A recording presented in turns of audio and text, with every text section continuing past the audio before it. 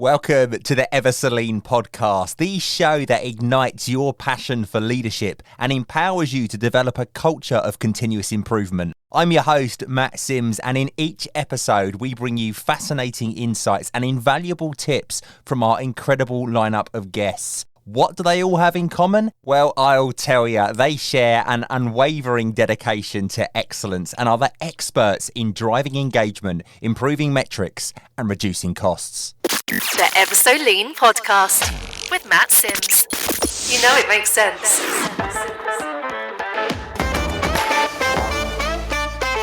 This episode is sponsored by Catalyst Consulting Limited. Catalyst Consulting exists to help people and organisations work better today and be ready for tomorrow. They have a rich history of igniting business transformation using business agility, lean, Six Sigma, strategy deployment, agile and change management. They can help you and your organisation to develop the skills necessary to work and manage differently. To find out more, check out catalystconsulting.co.uk. Welcome back to another enlightening episode of the Ever So Lean podcast, where today we have a true trailblazer in the field of enterprise learning and development gracing our virtual studio. It's my utmost pleasure to introduce our esteemed guest, Steve Dineen, a visionary founder of Fuse, a groundbreaking enterprise learning and knowledge platform that has revolutionized the way people engage with learning experiences. Now, Steve's journey as a serial tech entrepreneur has been nothing short of extraordinary. With a remarkable track record, Steve successfully scaled and sold the UK digital learning venture Fuel, making it Europe's second largest bespoke digital learning platform, catering to 40 of the FTSE 100. But his ambitions go far beyond business success. Steve's passion for democratizing education for all shines through in his transformative initiatives, especially his brainchild, Fuse School. This incredible educational platform delivers GCSE-grade education to millions around the globe, absolutely free. Now, throughout the years, Steve has been at the forefront of cutting-edge technology, especially AI and its boundless potential in the realm of learning. His insights have been shared with eager audiences, including myself, at prominent industry events across the UK. So join us today as we delve into Steve's journey, his profound impact on enterprise learning, his unwavering dedication to shaping a brighter future for education, and learn about how AI is making waves in the learning world. So without further ado, let's meet the man himself. Steve, welcome to the Ever So Lean podcast. Wow, that's some intro, Matt. There you go. You need a round of applause and some more zeros on that salary. Yeah, lovely to be here, and thanks so much for having the opportunity to talk about my passion. Oh no, honestly, the pleasure is all mine. Having been at a couple of the learning events that you've been at and hearing you speak, you can just so tell that it is your passion. It's 100% what you believe in. You love it, and it just oozes from you. That's absolutely true. No, and looking forward to getting dug in. Like you said, it's hard when I start talking about it not to get overly excited. So I get too excited and start talking too quick. Calm me down. So I'll slow you down. It's the joy of podcasting. I can slow it down to a slower rate. See, no. Nice. If he starts talking like he's drunk, you know that was me playing with it. So look, I've touched on your career just then, right? Can you take us back to the early days of Fuse and tell us what inspired you to start this remarkable journey and how you envisioned it changing the landscape of learning and development? Well, it's actually quite funny, right? So I think there were two drivers. There was the driver of Fuse School, which was, I guess, after selling my first company, it was illegal for me to work in the known universe for the next 12 months. That was in my contract, right? So I had some time out and I had a bit of cash and I'd just been divorced actually. And I had no kids at the time. So I was absolutely free to kind of like run a challenge, which had been in the back of my head, which when I went to developing countries, and you really saw poverty for the first time at that level, it, really stuck to say, is there something you can do to nudge that forward, to do a little bit, your little bit to contribute towards a change in the world. So there was that driver. And then there was also the other driver, which was, despite the success of the first company, we were still creating the first generation of online courses. And I think many people have gone through them. Your health and safety course, when you click that next button and somebody's like, just wishing that some of the ground would take you away so you can get yes. through to the end of it as soon as possible, there. right? And we were winning awards. We were winning awards for that, which in essence, my R&D director used to say to me, Steve, what we do? And I was like, yeah, you're probably right. I mean, and that was not a bad summary. So I really believe there had to be a better way to do digital learning to adults. So I think there was these two drivers. One is to somehow impact the kids that couldn't get access to education, democratize education for all, and play a piece inside that. And the second one was an adult education, which was there must be a better way than boring people to death. There has to be. I didn't necessarily know the right answer to either of those, but that was the motivation. And I think you're so spot on. And I'm a firm believer that the traditional education system is broken. The educational system is a big system, therefore changing government and schools and so forth, that's not going to happen overnight. And I think the second thing is learning designers, educators, they tend to design how they probably want to learn. So, which is why you probably ended up, you look at the corporate industry, and the reason why we ended up with this kind of like the type of unhealthy type of learning we did, which is next. Oh God, I've got to the quiz, right? That was initially designed as a format for the US government, right? The Department of Defense. It came out that as a standard. And if you're training the military, you probably want a slightly different style of learning if you're training military education versus corporate education. But the same thing is like, the child education is done still pretty much predominantly from Victorian age. So which is, not too different to that military education, which is I'm going to talk at you, you're going to retain everything, and then you're going to hopefully understand how to apply that in some type of way, right? But I think, challenging is hard, right? A lot of people look at that and go, it's too hard to challenge the whole thing. So maybe I'll just go along with the flow. You made me laugh to myself because when you described the next, just get to the quiz. I've done online training before, right, where the training's set for 30 minutes. It says it will take no longer than 30 minutes. I've gone next, all the way to the quiz and spent more than 40, 50 minutes trying to pass the quiz without doing the training. It would only have taken me half an hour to do it properly. And I think that's what we wanted to break, right? We wanted, because I guess the difference was my first company to my second company. By then, YouTube and Facebook and Google had become big companies. These weren't actually big companies 20 years ago, right? I mean, some of them didn't even exist 20 years ago. So we as humans have chosen how we want to behave online. And the companies have understood that, and they are tuning and continue to fine tune their offerings to pull us in, to attract us to both through great kind of great content, easy to use systems, AI that's personalizing it to the hyper degree. So a lot of the answers I think have already been solved in our consumer lives, and I guess we've just been a little bit slow to bring that into both school education and corporate adult education. I do wonder if sort of in the year, because I worked out my daughter the other day, I worked out she could actually still be around in the year 3000. And I was like, wonder what it'll be like then if things have changed in the world. Like, where will we be? And of course, at the moment, you've got all this stuff going on with America about all of these like aliens and all this stuff coming out about that. And you think, wow, what's true there? So much going on. Have you been following it? Between AI and aliens, I've focused more of my time on AI recently, but it still does feel like we're in a crazy period of change right now, aren't we? I'm starting to genuinely believe that there's technology out there that's been reverse engineered from alien craft that the Americans have got hidden in a bunker somewhere. And the more I hear about it, the more I think actually this has got to be true, because there's some seriously senior people from the military coming out and saying this. It's mind-blowing. Yeah, I don't know. I wouldn't say that I'm a world expert on alien technology. That's what you came on to talk about, isn't it? That's what you're here for. Yeah. But do I believe that? I mean, I thought Elon Musk's quote the other day was interesting, right? It was saying, what if people are right and there are no aliens, and we are the only part of consciousness that exists in a dark universe? Well, that's a bit depressing. It's true, though, isn't it? That is very depressing. If we are the height of the consciousness of the universe, right? Oh, yeah, we are the pinnacle. That's a scary concept, right? So let's hope that's not the case, and there are aliens around. Wow, yeah, it's terrifying. Old Professor Brian, I can't remember his surname now. Brian Cox. Yeah, he was saying the other day, and he did some math on it, and he was saying that there's X number of stars and X number of planets, and he goes, if we just doubled that, and he worked out basically that if there was worlds that sort of developed billions of years before us, in theory they're billions of years ahead of us in terms of their technology and their understanding, and he made me think, wow, we could be miles behind, but equally, like you just said, we could be miles ahead. I mean, you just don't know, do you? Or they could have all had the climate change problem and not solved it. Or moved somewhere else. Yeah. Or they've had AI and AI solved it for them.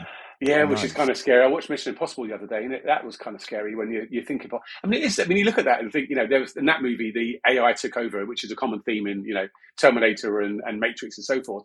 But I don't know, when you start to look at it and you think you've now got the AI is able to write its own code these days. Yeah. So could the AI become sentient and rewrite its own code?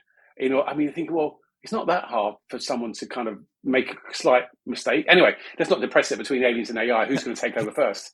But yeah, my money's on the AI at the moment. But you told me a really interesting story when I was in London the other week. I don't know if you remember, and you were telling me about how a piece of AI had written its own script, and the people that were releasing it were like, "We don't know how this has happened because we didn't program it to do that." Well, that was, I mean, there were quotes both from, I think, the CEO of Google and the CEO of OpenAI, which is the same thing. They said the same thing.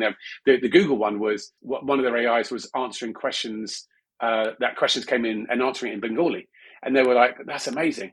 Especially amazing that actually we never taught him in Bengali and no idea how he learned that. Right? And you're like, wow. well, but you were like, but you're Google, right? You're the CEO of Google. And if you don't understand how your AI is learning by itself, that's a little bit. Are you in control? And if you're the CEO of Google and you don't think you're in control, then yeah, I'm a little bit scared now. Yeah, that is frightening. But it's really coming up everywhere now. I mean, my TikTok is absolutely alive with Johnny Cash singing recent pop songs or Elvis singing Baby Got Back and stuff like that. And you wouldn't know the difference. You really wouldn't. Well, we did one last week, right? So it was kind of a bit of a fun experiment just on the fly. So we had one of our sales teams get-togethers, and we all want them to present and pitch kind of one of the new services we're doing. So and all our meetings are kind of recorded with an AI, right? So everyone, there's about 7-8 people in that particular team. They all did their pitch. It's all recorded. And at the end of it, we thought, okay, well, let's take the transcript that was done, created by AI. Let's put that into another AI, just cut and paste it, put it into it and say, can you now make a 600-word summary using the best of these top 8 salespeople, of that, pitching that concept. And it came out and it was better than everyone's, right? It was better than everyone's. Then we took it, took the text, quickly put it into another AI, which we've got, which pressed the button and said, can you now get Obama to actually deliver the pitch, right? So we literally, but you figure that in 5 minutes, right? In 5 minutes, I've collated the collective intelligence of my best team, improved it with the AI by bringing collective intelligence and AI together, and then humorously made it more engaging by using Obama to present it all. Obviously, there's copyright and ethic issues of using Obama, but it's just for a bit of fun towards doing it. But to your point, it shows you how, I mean, our team are mind blown, right? We took a lot of time to create actually a 4-minute video version of what we thought was that story. But that process of collective intelligence plus AI was better in 5 minutes. That's remarkable, isn't it? Absolutely so remarkable. Cool. It's everywhere. I mean, there's 2 camps that I come across, particularly with things like ChatGPT. You've got one camp that go, this is absolutely amazing. It's revolutionized what I do. It's made things a lot easier. Then the other camp go, I don't like it. It's taking my job away. I'm worried I'm going to lose my job. What would you say to that? I mean, the quote that you always hear out there, right, is it's not AI that's going to take your job. It's somebody using AI that's going to take your job, right? So, and I think what you're really saying is you got to get on the horse, right? You got to get on the donkey and run it, because if you're putting your head in the sand, then that's not a great place to be. It's like, mobile phones come along and people say, no, I'm going to stick to my landline. I'm never going to move because I don't believe in it, right? It's just a technology innovation, and it is going to both accelerate. It turns Tony Stark into Iron Man, right? Because he's got Jarvis available. Hopefully we avoid Ultron, so we avoid they're taking over the world. Back to that again. But yeah, I mean, obviously I'm fully in the part of, I can see both in terms of my product, how it makes a far better product across different varieties of AI to allow me to provide a better service and greater value to my customers. I can see it in my kids in my few school, how it accelerates everything I want to do in my mission and my vision around democratizing education for children.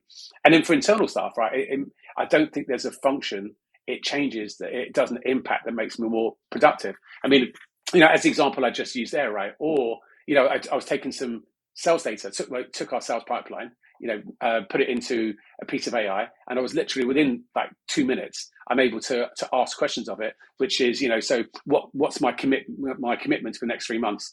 Who's growing the pipeline the right way? I'm just natural language. I'm literally within minutes, right, able to ask direct natural language questions and get insights from. I'm able to take all transactional data from a customer, so I can look internally. And actually, I looked at my sales marketing team again, and just again gave it a bunch of data super quick, and then asked them, which videos should these salespeople, should Max and John and Richard and Mary watch, that's going to help them be better at their job based upon what other people are watching and what the high performers are watching. And again, within 60 seconds, it's come back and say, I recommend these based on all the transactional data that we've got and the fact that it knows who the high performers and non-high performers are. I recommend this video to these people, this video to that person, and here's the reason why. That's amazing. It is. I mean, it doesn't always work though, right? So again, I'd use another example on last Friday. So I was this is when it doesn't work out, right? So, and it's interesting. So I was invited to Ascot, right? So someone invited me to a ticket to Ascot. So I tried the normal type, technique of betting on horses, which is whatever horse name looks the most likable to you. That didn't work out so well. So then I went to numbers. That didn't really work out so well. Then I went to the crowd. I got the WhatsApp group to my team. Say, hey guys, here's the people. Who do you like? That didn't work. Still haven't won a race, right? In 6 races, right? So still got nothing. So I thought, all right, let me turn to AI. See what we can do. So I took a picture of the form. So it has like all the horses and what they've done in the last part. So I took a quick picture. Which then used AI to OCR it. So it OCRs it and turns that picture into text. Took the text, cut and pasted it into an AI that says, based upon all this knowledge, can you analyze it for me? And then I was like, I've got £30 to spend on this particular bet. How do you recommend it break down? And it was like, I recommend £5 in here, £10 in here. Even things I didn't understand what they were, right? So I just gave it to the lady and said, look, can you put these bets on me and stuff? So I've used all those techniques. And what happened? I lost. Oh. Absolutely won nothing all day. No way. Sometimes you got to look at it and go, today's not your day. I mean, in fairness to it, I came closer with the AI, right? I thought I'd won at the last race, right? There was a horse called Something Panther. And it was, not really every race I've been doing, like, come first or second on it. And it was a outside horse. And he came in second. I was like, I've won something, the AI, I've won something. Then I looked at it and go, no, just place to win. No! Oh, no! Yeah, but I had a little moment of celebration, though. But yeah, outside of that. Then I thought we'd do the last one, which is random finger. So that, I was off. I said, I can't do the last race. I'm on my way home, got to pick the kids up. So I did random finger, the last one, and that didn't work either. So some days are just not your day. Even AI can't help you. No, time to go home. It's an interesting thought, though, of using AI, because it can then take all of that and you've got professional gamblers that study and understand all that. AI can do that in a second. Well, I mean, afterwards I was thinking, again, I'm not, I'm not a big gambler in any ways, right? But yeah, you're right. And I'm sure there's people out there doing it. But obviously with LLMs now and generative AI, the ability to feed all that into a system, including live data, this is what happened in the last races, this is what the weather's like, all that type side. Because the person taking the bet said, look, to be fair, the only people that ever win here are the people that understand horses. So undoubtedly, right, what that could do, I'm sure there must be someone out there doing an app, but if they're not, they probably haven't done that because they're going to keep all the money to themselves. But but the ability to close the gap between someone who's an expert, right, and someone that like me who's got no idea, I could probably be maybe half the way to that person and maybe lose less money or get the occasional win every now and then, which may be a little bit more happy. So, and I think that's one of the amazing attributes here, and that's at the heart of learning education. How do we accelerate to the best people faster and even make the best people slightly better? Yeah, absolutely. And that leads me very nicely onto my next question. So as someone with a real keen interest in AI's potential in learning, how do you see AI transforming the traditional educational landscape in the coming years, so sort of next 5-10 years? And what opportunities does it present for learners and educators, both sides of the coin? Yeah, and I think it's loads, right? I mean, I think ultimately the end goal is accelerates learning, right? It accelerates learning, reduces the cost to create that learning and the impact of that. I think specifically then you start to bucket in and say, well, what's maybe the 5 or 6 different areas that it really helps on both those sides. So I think on one bit, it removes barriers. So you look at, for example, language, and AI and language now is just coming on an amazing ways. So the ability now, for FuseScore, for example, or our corporate clients, in the past, we weren't really able to localize or translate all our content because the cost of that was too high. Nowadays, I can literally put a video into the system, press a button that's in English, and actually come back with with a Hindi or Spanish audio as part of the video stream. So as a service, just do that as a service. So now we're literally launching our channels in Hindi and Spanish and so forth, because it's like $1 a minute type thing for the cost of doing it. So that just wasn't even available 3 months ago. So that just transforms what we're able to do. And we're taking that type of technology and embedding that technology into our corporate platform as well for exactly the same reason, right? It means that you look at many of our clients are spending a couple of million a year on translation localization costs, and the quality level of an AI voice, whether that's an English voice or a Hindi or a Spanish voice, right? It's almost, you can't really take it, and the quality of transcription and translation. So in one way, it's removing barriers like that, so everyone's able to learn mother tongue. So whoever you and I want to educate, doesn't matter where they're from or what language they speak or how they process information, we've got that part done. I think the second part then is, you look at our private lives. We use YouTube and Google and ChatGPT and Bard and so forth. Now, those are tools we use to learn, to find information, especially, right? I don't know something, I need to find it, I want to learn it. So, my electric car battery, there's a little 12-volt battery that still powers it if you run out of complete battery, right? Which has happened on occasion. But both me and the engineer, the first thing we do, we go to YouTube to work out how to recharge a battery, or even to open the car. How do you open up an electric car when it's got no power, right? Yeah. So that's the standard YouTube video for all of us. So I think what AI is doing there is it allows us to find the content you want much quicker, faster. So they reckon in corporates they spend 20-30% time of people trying to find the knowledge they need. And you look at what we do today is we'd either go to a YouTube video to find that part, and obviously therefore the AI behind YouTube is really smart to be able to find the right videos for the right time. Looking at the billions of videos there are, and maybe the thousands of videos on the same topic, how does it know to find that right relevant video for you? Same on Google, right? So I might go to Google and say, well, where's the pulley that I push? I'm James Bond, and is it the red wire or the blue wire on this? I haven't got time to do a degree in thermonuclear physics. I just need to know red wire or blue wire in 3 seconds. So all of the AI behind that, right, is now absolutely available to companies like us. So we're plugging in all these suites of AI to allow clients to, individuals to find the answer they need, which means they don't need to brain stuff everything anymore, right? In the old way, you say, you start a new job, I'm going to try to train you on everything you might need to know in your first 3 weeks, right? And the chance you retain that is impossible. No one on the planet is going to ever retain that side. Now, obviously, it's the AI is allowing us to move to models that we just teach you enough, so that you can get going, but all the content and knowledge you need is there. And when you're stuck, learn, find it, apply it, find it and apply it. And if it needs to stay in your memory, done it enough times, it's now part of your behavior. I mean, those are just two examples, right? And I could probably talk about, well, maybe the third one is, I think, is hyper-personalization. So again, the more as an example that understands you, and the ability with AI LLMs to predict far smarter, the ability to say, well, what's everything I know about you? What's everything I know about your job, your role, who you are, what you're currently doing, your preferred language, everything I know about that, which is a lot more. Your HR systems know a lot more about you and your learning platforms like us than Google does. But I can take all of that, and I know all the content that's currently available in your company. So what do I recommend up to you based upon who you are and what you're doing right now? That's most likely to continue on your learning journey. That's how I see it being a real benefit. If you work in an organization and there's lots of opportunity to learn, but my career path, it could do it for me. So I learn one skill and I tell it where I want to get to, and it then guides me through different learning and experiences to get me to that goal. And it adapts on what you learn and what you know. I really like the idea of that. So gone are the days of the line manager owning that person's development. It's done sort of organically and very individually.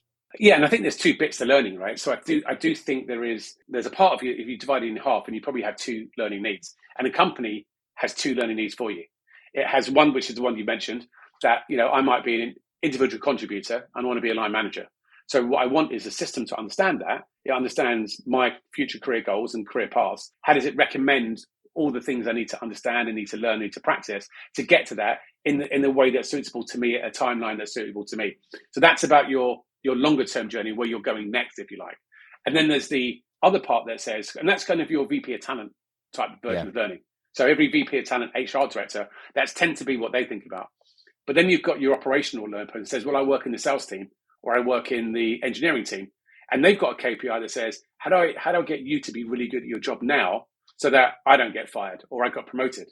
So that's more about what we call kind of everyday learning moments. So how do we make those everyday learning moments easy for you, so you're able to search and find that bit of knowledge and apply it so it becomes learning? How do you access best practice? So one of your team has learned something last night that's massively beneficial, that's a shortcut to something, way to do it. How does the system know that and know that's really relevant for you so it helps in your job tomorrow? So there is those everyday learning moments and the AI that helps with that, and the feeds and the search and all those type of things and your created paths. And then there's the how do I help you in your longer term ambitions and that path of where you want to get to. When we were talking the other day, you was telling me about I think there was 5 buckets that you saw sort of the AI fitting into. Do you want to run through those again? Because I've used that, by the way, about 4 or 5 times since then and badged it as my own in conversation. Nice, It's gone nice. down really well, I tell you. You've got a good point there, Steve. Well, it's always I think as Dali and Steve Jobs used to say, good artists copy, great artists steal. Yes, and they're very right. yeah. So I take that as a compliment. So at least 5 buckets, but I guess we create new buckets as we go. So one is obviously we mentioned around that whole removing the barrier to language, right? So the translation localization part, again, just getting to that part where we're almost pretty much at universal translation, a kind of Star Trek type level. The second is that the ability to find the information we need, that everyday learning moment to do my job. So how do I find an answer and reduce the time to task done well? There's a whole piece around that AI content creation, like the example I gave earlier, where you get the crowd together, share best practice, get the AI to put it into a 600-word script, and then get an automatic audio podcast done from that. I'm sure it's not coming for you. No.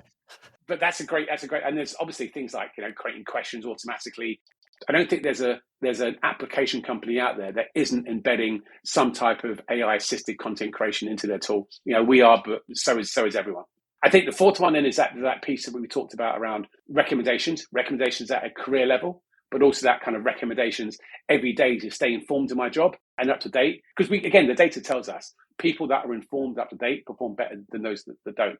The fifth one, I think, was more kind of future looking, is around kind of the AI teacher coach. Again, when I look at Fuse School and that whole democratization piece, where it's great that we created this 1,000 videos that explains all the concepts of secondary school education. And that's a resource that kids and teachers can use. But now, obviously, the ability to have a coach on the side that says, well, I now want to get ready for an exam, take me through the content, ask me questions. But it's not having to set up that whole system. The system is dynamically personalizing itself and coaching and guiding that kid with it. And as the example I said, the ability to now create best practice people from a variety of people, that you're a collective intelligent coach is pretty exciting. And again, the technology is all there for that, and we're starting to see the first ones come out. What I might just add is that maybe a 6th and a 7th, right? So I think the 6th and the 7th, I think the 6th is probably around automating tasks, right? So for example, in our platform, there might be 7 steps to do something, and using AI, you want to just be able to automate that into 1 step. So I think there's a productivity piece around automating tasks. And the last one I think is around data. So the last one I think is how do we use AI to interpret data in a way we're making better decisions. So, for us, there are questions for our product, which is what are the best learning habits to help an individual? It's the ability now to ask natural language questions to a massive data. We're sitting on such a rich data set for our clients. I mean, we have been capturing 300 data points for every client for the last 7 years. Now, that massive data, I'm able to ask a natural language question to of anything I wanted, anything pops in my mind. Like, is there a correlation between line managers in this company and individuals, increasing their engagement? Which I know there is, but I can just ask it in natural language rather than be a data expert to go do that. And I think that's what a lot of this thing is the AI is doing, right? It's allowing us to be closer to the expert in that role without having to actually have all those technical skills. I can be more creative as an artist. I can get information out of data just using natural language. I mean, there's some questions I was asking, as I mentioned earlier on, for this particular person, what would be the best videos based upon what other people are doing, and why would you recommend those videos or that content? Are there certain types of content that certain job roles prefer to others? So, and actually I had a hypothesis that salespeople watch videos more. No, and it was true. So engineers watch this type more, salespeople watch this type. So anything that we've been curious about, if you've got the LM and the AI, and you've got that mass amount of data like someone else does, I mean, it's the learning that we've now got as learning professionals is unbelievably exciting. It is really exciting. And I can listen to you for hours. Like, the passion that comes out is absolutely amazing. I'll tell you a really quick story. I bought a buggy. My daughter's now 11 months old, my youngest, and we had to go and buy a buggy. And it's like buying a car, right? You got all these add-ons and it's ridiculous, as you well know. Been there. I bought this buggy and tried to put it together. And the book to put it together was like the old Yellow Pages, right? Absolutely massive. And there was no way I was going to read this book. So I just Googled, how do you put this model together? Come up with a video, 60 seconds long. And I had the whole buggy up in about 10 minutes off this 60-second video. Yeah, and I think that's what convinced us back in the early days, right? To, I guess, digitize the whole secondary school education system in videos. And those are the comments we've been getting for years are, you've explained to me in 5 minutes what my teacher's been trying to explain to us in the last 2-3 years. And literally, it's beautiful, right? Because you put it out there, and I was an ex stand-up trainer a lifetime ago, and you'd always get that joy of seeing people grow. Seeing people go, they come back and go, oh, I've got a new job and I want to say thanks. And that was the kind of reward for your job. And in a digital world, you get less of that. But the little comments you get, that with literally 1,000 kids come on and go thumbs up, or I like that. And it's the same for me, which is, I passed my exam. I didn't understand this, but you made it so simple that I now understand it and I'm able to be part of that class. Brilliant. It's a beautiful thing to watch. But now I think to the point of, now what we do though with my kids, it's similar age, the oldest ones who are 11 and 12, we watch a video, but they don't get it first time. I'll take the transcripts and I'll recreate the transcript in something they're interested in. So I might say, take the track. Can you re-explain that for me? Because they get it on the videos 10 times. They might get it first time. But the other 20%, as a good trainer, teacher, you want to try, okay, let me explain it a different way. So I can now say, can you explain this concept of atoms using Marvel superheroes, explain to a 12-year-old?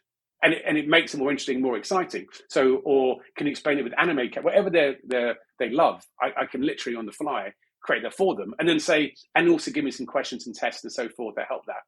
So I think where we're going with this, that's the really hyper-personalized world I think we're coming into. That's so cool, because it's true. We remember things that we're passionate about. Of course. If I asked you to tell me your favourite line from a movie or the favourite joke that a comedian said, you could reel it off because it connected with you and you found it super engaging. Yeah, and I think that's the difference with a great teacher. I think one of my kids the other day said, I really don't like this subject. And I said, well, it's probably not the subject, it's the teacher, right? It's the teacher hasn't found a way to make it interesting to you. Because my kid, he loves art. And he was saying, well, I always start doodling because I start doodling because it's a boring subject. I said, it's actually probably because you find that the art more interesting than the subject.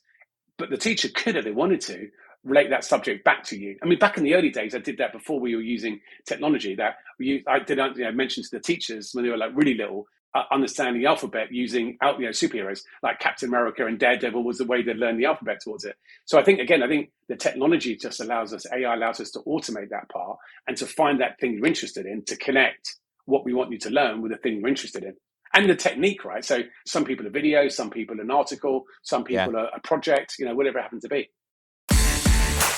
Are you ready to elevate your team's ways of working?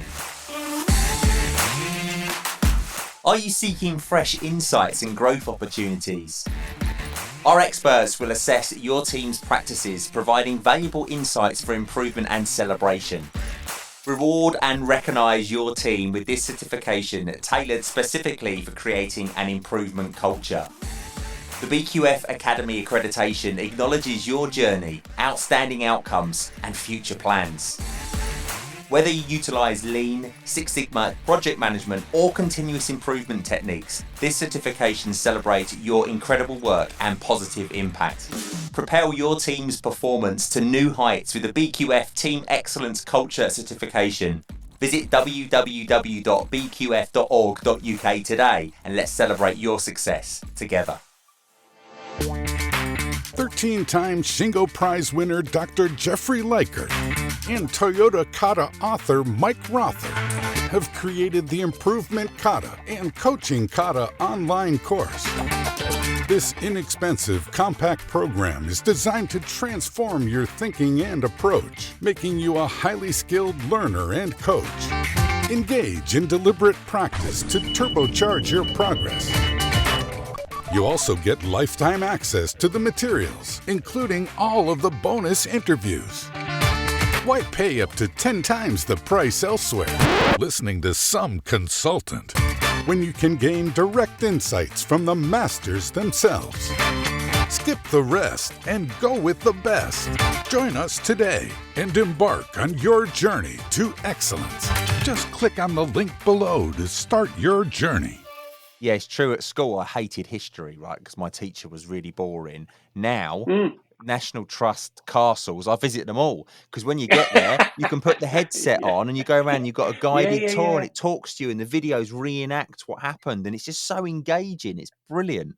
Well, we had, again, to that story, I had a history teacher that would, the most memorable one, I still remember today, and he'd come in a room and said, who do you think Stalin was? Was this Stalin? You know, he comes in, hey, I'm Stalin, or am I Stalin? Like, you know, but you remember, you're like, whoa, but, you know, Stayed in your head. It's engaging and interesting. And you look at, we're one of, you know, many, many YouTube channels, right? But we have, you know, 5-10 million kids use it all the time towards it. And it has been about, how do you introduce storytelling? How do you introduce make it simple to understand? Because there are, some of those barriers are, it's just, I don't get it because the explanation, and therefore I'm turned out. Or it's just too long and it goes on too much. So there are loads of techniques that I think social media has taught us about how you keep and maintain attention. What I like about it is you can pause it and go back to it, or you can just skip that one and find another one. Yeah, and that's the key to digital learning done well. Not the old next stuff. You never want to go back to that. I mean, the data tells us nobody goes back unless they have to, right? But I think it's interesting, again, you look at the behavior, even for my kids watching a few school video, they will pause it and they'll stop and they'll go back and they will then go through it a couple of times. But it's interesting, though, because if they use that video in a classroom, they're still running it in the old way, right? It's still, everyone watches it beginning to the end. No one gets to stop it. You put a PC in front of them, a mobile phone in front of them, and say, you're now in charge to answer the question. We did this as an experiment years ago, right, in South Africa. And we bought a bunch of £20 cheap phones, gave it to the school, and then downloaded the maths content onto it. And they changed for a couple of weeks, they changed the style of education. And everyone was running a project in a group of 2. They're able to answer their own questions and learn from the mobile phones. And the teacher spent 4 times more time facilitating, coaching, helping, rather than being deliver the message. And 95% of the kids was like, I love this, right? I love it, right? Because to your bit, if they don't get it, they're able to go back. They don't have to run at that pace that everybody else is running at, that we're all exactly programmed the same way. And we've perfectly tuned in the way of learning that everybody's going to get it first time round. It's just, I mean, it's okay before technology came. You got 30 kids in that class. You know, not everybody is going to pick up the information at the same pace. So be able to do that. All with the same explanation, right? All the explanation was shown. And therefore, I absolutely do believe that, you know, digital education is absolutely core to it. And having personalized devices, laptops, PCs, tablets, and so forth, right, that allows the kids to be able to run it their own way. And bearing in mind that, you know, whether that's a kid or whether that's an adult, we're all neurologically different, right? So, and you look at the groups of us that are neurodivergent, people with dyslexia or ADHD or autism and so forth, of course, we're all going to learn a different way. So how can those 15 or 20% of people that are neurodivergent, which is the same as in companies, especially in tech companies, where it's probably even more, and everyone's given the same way of learning? It's crazy. Yeah, it is. It is when you think about it, but we've done it for so many years. It's like, what? Well, because it was an alternative, right? Because there wasn't an easy alternative. So I think, again, did it the way we always did because it wasn't a better way. So you just do the best you can with the tools you got. The exciting thing is now it's not the only way anymore. You can now absolutely personalize it to the individual and to the context. Yeah, it's funny. I struggled at school really badly, just couldn't absorb information, was told I'd never be anything. I'd be, you know, that was it for me because I'd messed it all up. But as an adult, I find learning so much easier because I can learn it in my own way, at my own pace, and in the style that I know that I will absorb it. Yeah, and the same for me. Like as a kid, I think I did the minimum to get through each part, right? So, you know, right the way through to university, but I still said the same. What's the minimum to get an honours degree, right? Because, you know, so it was always the minimum work I could do to get through towards it. But as soon as I graduated, then they started. There was the first company I worked for. There was a correlation between how many technology exams you passed, how much you paid. So I passed 100 exams, and by 25, I was the most qualified person in Europe in this area. Because there was a motivation, right? There was a motivation. And there's a 25-year-old kid, right? There's probably a bigger motivation towards finance because they want to be able to support yourself, you know, look after myself back then. So, yeah, I think to your point, right? Motivation to learning. Because when you're a kid and you got to learn cosines and that type of stuff, I mean, think why? I mean, my kids are always coming back, Daddy, why do we need to learn this? And I've got to try to explain to them context. But sometimes they come back and go, Daddy, why am I learning Mandarin? My wife's Italian. They're saying, why are we learning French? I'm like, yeah, you probably should be learning Italian. I don't really know why you've got to learn French, not Italian. It's a good question. It'd be a lot handy. It could be great. And they're only learning Chinese because Mandarin because they love Japanese and they figure that's the closest language to anime characters. I mean, they can sing songs. They can sing songs in Japanese. Wow. But they've got like 5 words in Chinese, which they've got lessons to for the last 5 years. So something's wrong. Yeah, I did French. We were forced to do French and German until year 9 when I was at school, and the only words that I remember are the rude ones. Doesn't surprise you, I expect. Good way to learn a language, isn't it? Connecting with the rude words. Yeah, yeah.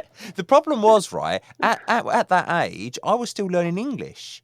Yeah, then I'm going from an English class to a German class, then to a French class. Even now, my English is pretty naff, and I'm still trying to learn it. It's mad. Anyway, I've taken us on a bit of a tangent, Steve. I do that. I do that a lot.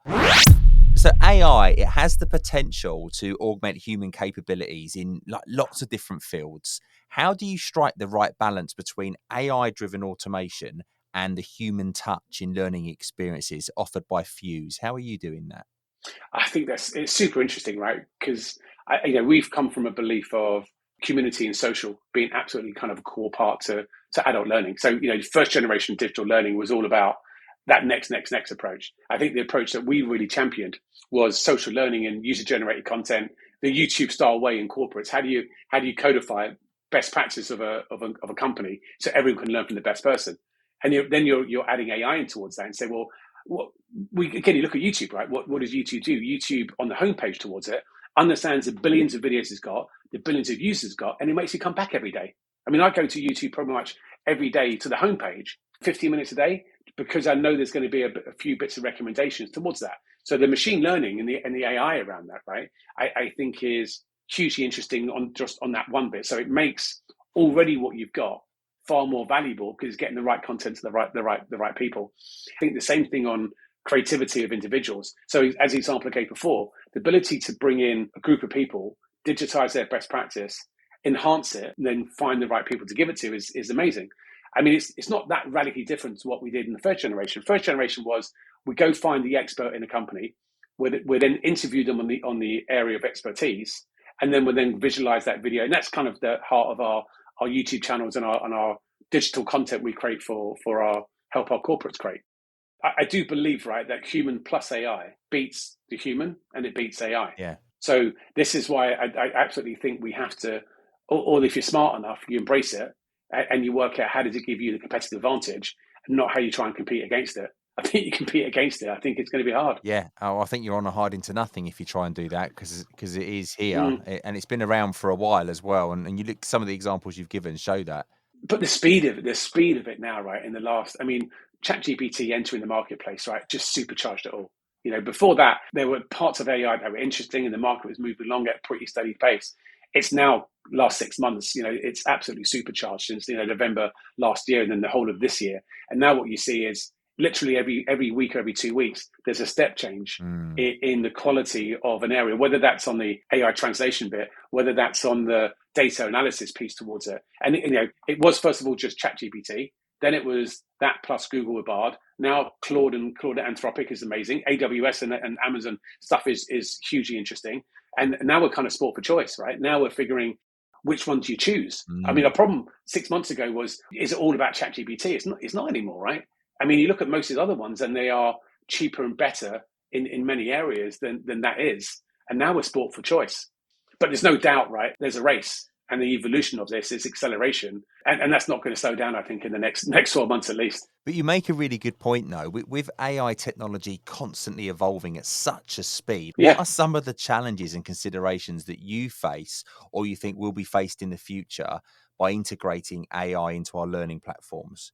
I mean, I think there is one around kind of the ethics, bias, and those type of things, right? I think people have to get comfortable with that piece. And companies like us and others have to really think that through. So, some of the examples I gave today, voice cloning. I mean, there's the ability with us and our partners, we are already cloning some of our voice actors inside Fuse.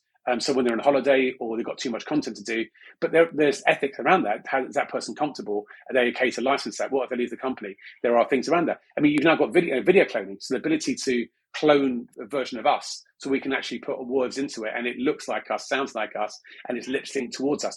That all exists, right? Those are technologies that are there. With it comes a whole variety of ethical, components to be considered.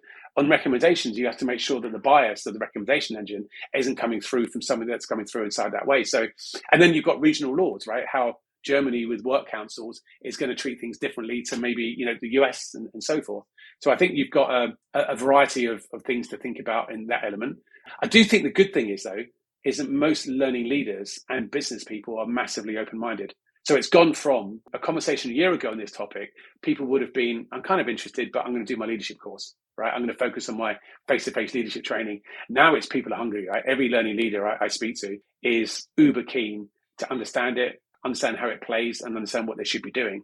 And that's a pretty cool place to be inside it. So I think that the openness and the acceptance that this is going to change our world in the same way that in learning, we went from, purely classroom training to digital learning. And it's like fire, right? It is the invention of fire. I do think it's as big as that, right? It is as big as that. And it is a mindset of, what can you do? Well, I can heat, I can be warm. Yeah, but that's just pretty limited. You can also burn metals to actually assemble things or fuse things together and certain type things towards it. The ability, once you have fire, there's a whole bunch of stuff you probably haven't thought about. And that's what we are with this tool. There's things we haven't thought about, and even things we just bump into. Like, I mentioned the other day, a mate of mine who's writing a book in the company, Ryan, right? It's a beautiful book he's writing. And I just cloned his, as a laugh, took a video down from Fuse, cloned his voice, put it across his book, recorded it to get him to read me the book back. And then I WhatsApped him his message of him reading his own book back. And he was like, oh my God, but there you go. And now I can do the same thing, but with a video of him like doing it, and actually type in the video. Actually, can you make Ryan in 20 years' time? Can you make Ryan as a 10-year-old kid and change that on more or less on the fly towards it all? Yeah, but it's exciting, but also I think like I said, you want to make sure you don't run in a way and you don't forget some of those ethics and bias and certain things towards it. Yeah, I can see there being some big issues with terms of the ethics and stuff coming up in the future, because people don't think sometimes, and you can just see things happening that shouldn't happen. Well, you look at what's happening in America with the actors guilds and so forth, right? Without thinking about it, you can there are implications you've got to consider, right? So I think for us, it's a big thing for us. And we're making sure whatever partners we're choosing, we're really making sure those partners really are they've understood it, they've thought through, and everyone's going to have their niche part. What does it mean to a company that does voice, AI translations, to what does it mean to a company that does skills recommendations and so forth? So, we need to understand both sides towards that so that everybody is comfortable, and also doesn't use it as an excuse to say, it's my get out of jail free card. Yeah. I can go back to my face-to-face leadership courses and just do that and pretend that AI can't be used because of this reason type thing. Yeah, I really like the idea of using AI so I can be on multiple different conference calls at the same time. And it asks the right questions in my voice, and it notes the notes for me and gives them back to me. I love the idea of that. That's brilliant. That's the future. Okay, so with the ever increasing demand for AI skills in the job market, how does Fuse incorporate AI education and training within its platform to equip learners with the necessary skills for future work? So we're a learning platform. We don't come with a big library, right? So it's not like we're not competing with LinkedIn or Udemy. We're the platform that connects other things together and allows companies to put its own digital knowledge and to codify its own knowledge and get that knowledge out there and learning out there towards it. So if you like, we're an LMS and an LXP with a big layer at the heart of it around AI in terms of it. All those 5-6 buckets we talked about are buckets that we either have infused or accelerating into it. So, for example, we have automated AI transcription across 50 languages, translation. So you could put a piece of content in, it will transcribe it, index it, understand it, tag it, and then translate it all on the fly as you put the content into what's there. We have Google's AI actually embedded into our platform. So the ability to ask that natural language question of, should I cut the red wire or the blue wire? So ability to find that right answer towards it. So all those buckets we talked about before are either things we have on our platform already, which we have either maybe have licensed from an Amazon or a Google or a Microsoft and OpenAI, or it's bringing in companies that are niche providers. Like we have a great partner that does all skills recommendations. And by partnering with them, it gives us that full path. So they may deal with all of the skills management piece and what skills do you have and look at the job market. So we'll take the feed from them to understand about you, what job you want, what skills you need, what your gaps are, and we'll automatically then say, well, your company's given you access to Udemy, LinkedIn, Workday LMS, content on Fuse, but because of all that, and I know where you want to go, here's the 2 or 3 things we recommend that you do. So that's combining all that type side. But maybe your preferred language is French. We're going to know that your first language is French. One of your person's uploaded a video. So we're going to recommend that video is going to help you do your job tomorrow better because you just had an update on a procedure or a new product that you need to stay up to date with. So it's really looking at all the elements we talked about and both those two halves, that career path piece, but also how do I help you be better today and make you the best you can be in your current job? So interesting. Honestly, an hour's not enough for us to delve into this. There's so much I could ask you. I now need to take you into a world where AI will not help you, Steve. I need to take you into the world of the yes/no game. Rob, I've got a bit of AI in the background. Yeah, It's running for me. Yeah, a fake Hopefully, Steve. it's better than the bookmakers. It's better than the bookmakers, hopefully. So basically, the way this works is I'm going to put 60 seconds on the clock, and I'm going to ask you questions about a given subject, which you will choose in a second. Okay. And basically, you just cannot say yes or no. You can say anything else, but not yes or no. And I'm going to try and get you to say it. And if you hear the gong, that means you said yes or no, or a variance of yes or no. All right. So I've got 3 cards in front of me, each with a different subject. Do you want card number 1, card number 2, or card number 3? Go for 3. Card number 3 is London. London Tan. It's all about London. Heard of that? You heard of it, yeah? You're in London, aren't you? You're based in London. I am. Right, you should be good at In the this heart of then. it. Just remember, you can't say yes or no. Right, I've got 60 seconds loaded for you, Steve. You can say anything apart from the 2 words yes or no. Is London the capital city of England? It is the capital city of England. What are some of the must-visit hidden gems or lesser-known attractions in London that you would recommend to others? Camden Market and the Japan craft shop that's just opened up. My kid's going to go crazy later on when we take him there. Sounds good. You say Camden Market was the first one? Yeah. Oh, that was good. I didn't even see that. Gotcha. Didn't even see that coming. It's the follow-up, you see. I snuck round the back. Bang, you're out. That was good. I didn't see that one coming. Wow. Wasn't bad. What was that, about 15 seconds, was it? Well, I don't know off the top of my head. It's probably not far off. Well, we did 3. We did 2 questions. 2 questions and a follow-up. Wow, the follow-up. Next one was, does London have a large underground transportation system called the Tube? Well, I think that would have been all right. That would have been all right, wouldn't it? I think it was a follow-up question. I just wasn't expecting the follow-up question. That was a good little cheeky tactic. Exactly. Yeah. Clever, isn't it? So talking of the Tube, I went on the Elizabeth line for the first time the other day, and it's so good. It's like a different world. It's like the airport type trains, isn't it? With the doors that open, it's all shut off. It's brilliant. We did get really excited. I took my kids on it, and they got really excited by going there. But then we did actually realise it kind of does the same thing really as most most tubes. Yeah, it just doesn't smell the same. You don't feel as stuffy because of the air conditioning. It's brilliant. It wasn't as bad as once. I think my wife was going in, and one of the kids, one of the twins, got missed them at the door opening and bam inside there. It was I think it was about 8 or 9. I think 8 maybe. But someone else obviously tried to help him. But first he's really good and he said, like, I can't talk to you, you're a stranger. But then eventually he did get some help and they took him to the police. And when I saw him, obviously we all panicked and it was all fine when we found him. And I said to him afterwards in the evening when I saw him, I said, were you scared? He goes, no, Daddy. How do you feel? Just a bit embarrassed. Oh, bless him. That's pretty cool. Yeah. Pretty cool. He's a cool gosh. But everyone was watching. That's probably what made him feel a bit embarrassed. Oh, I would have been thinking about him just sitting on that train by himself. But lucky it was him. He's probably the most robust of all of them, I think. Oh, bless him. Yeah, handle the moment. Right. Well, thank you so much, Steve. It's been a real pleasure having you on today. Before I let you go, let us know where people can find Fuse School and where they can learn more about you and what you do. So FuseUniversal.com is the company, the corporate company, the AI learner platform. Fuse School is probably best through our YouTube channel. So just go to YouTube and type Fuse School in, or the website, so fuseschool.org. And personally, anyone wants to reach out, send us a LinkedIn message, just Steve Dineen on LinkedIn, and feel happy to DM me to want to ask any questions. Well, thank you so much, Steve. It's been an absolute pleasure, and I've loved hearing about what you're doing at Fuse. And I'm going to be an avid learner on Fuse, and I'm going to get my son onto Fuse School as well. Perfect. Well, cheers, Matt. Really appreciate the opportunity. Some key takeaways from today's discussion with Steve. Now, what I really love about Steve is he challenges the conventional approach to learning by advocating for personalised learning experiences that AI can provide. He believes that educators often design learning based on their own preferences rather than adapting to individual needs. Now, Steve's perspective contrasts with the traditional methods that involve passive learning, where information is presented and then expected to be retained and applied.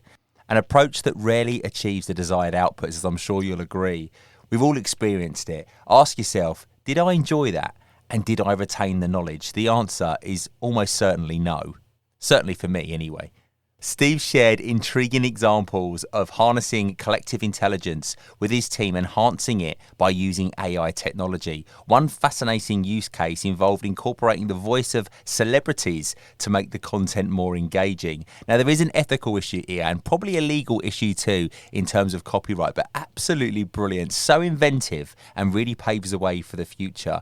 Now, addressing concerns about AI and job displacement, Steve offered a thought-provoking insight. He said it's not AI that's going to take your job, it's someone using AI that will take your job. He draws parallels to the transition from landlines to mobile phones, suggesting that embracing AI is critical for professional growth. There's still people out there now that have only got landlines, by the way. I've met some of them. I've got a landline. I couldn't tell you what the number is, though. I don't use it. It just comes with the broadband, but I don't use it. It just sits there dormant. That's waste. Right, Steve emphasised that AI is a powerful tool for improvement across various aspects of the workplace. He mentioned that AI enhances his products and services, accelerates his educational mission through the Fuse School, and streamlines internal processes such as data analysis and sales and marketing trends. Furthermore, Steve identified 3 key areas where AI accelerates learning: breaking down language barriers, facilitating quick access to relevant information, and enabling hyper-personalization. He envisions a learning model where AI provides foundational knowledge and continuously feeds relevant content to learners, ensuring better attention and application. Steve categorized AI's role into 7 main buckets. He said removing language barriers. AI eliminates language obstacles and enables instant localization of content. Number 2, he said quick answers. AI assists in finding everyday solutions to job-related queries. Content creation. AI aids in generating relevant and engaging content. Number 4, recommendations. AI offers personalized recommendations for career development and growth. Number 5, he said teaching and coaching. AI serves as a teacher or coach, tailoring content to improve engagement and retention. Task automation. AI automates tasks, simplifying process and boosts productivity. Number 7, data interpretation. AI analyzes complex data, empowering decision-making without requiring specialized expertise. Steve's insights emphasize the transformative potential of AI in learning and beyond. He envisions a future where AI-driven personalization and efficiency redefine how we learn, work, and make informed decisions. Like it, love it, or fear it, AI is here and it's changing the world as we know it. It's part of our lives, it'll be part of our children's lives and our grandchildren's lives, and so on. The pace of development is lightning fast, the potential unimaginable. In business and learning world, it's opening up new opportunities almost weekly. For me, these are really exciting times. That brings us to an end of this episode of the Ever Celine podcast. Thanks so much for Steve for joining us today and giving us a bit of an insight into his views on AI and what it's doing in the learning world. So much to come, so much happening already, and it's all happening so fast as well. Super exciting times. If you like the sound of today's show and would like to hear more, please subscribe and follow the Ever Celine podcast at everceline.com, where you'll also find episodes that you may have missed. If you can, please take a moment to like and review the Ever Celine podcast on the platform that you listened on. I'd be extremely grateful, and your review really does mean so much. If you're on the socials, give us a like and a follow. Let me know all about your lean and learning efforts. Thanks so much, and I'll see you on the next episode. And don't forget, Ever Celine, you know it makes sense. The Ever Celine podcast is researched, produced and recorded by Matt Sims. Visit everceline.com to find out more.